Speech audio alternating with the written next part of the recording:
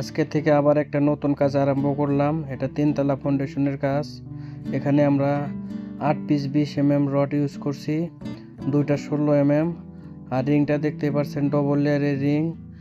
আমি আশা করি এই কাজটাও খুব শক্তিশালী কাজ হবে। এই কাজটা কিভাবে আমরা কলম মেজারমেন্ট করে বসাবো, কীরকম লেআউট করবো, পুরো কাজ দেখতে পারবেন আপনারা। আশা করি 2-1 দিনের ভিতরে আমরা কাজটা কলম বসানোর কাজটা আরম্ভ করব। আর কলমের লেপিংটা দেখবেন আপনারা, কমসে কম 2 মিটার আপ ডাউন করে রড দিছি আমরা। এই কাজটা করতেছি আমরা শিলচর টাউন, আসাম, ইন্ডিয়া। এই বিল্ডিংটা অ্যাকচুয়ালি 2500 স্কোয়ার ফুট হবো। প্রত্যেকটা কলমের নিচে 4টা করে পাইলিং দেওয়া আছে, 8 মিটার 8.5 মিটার।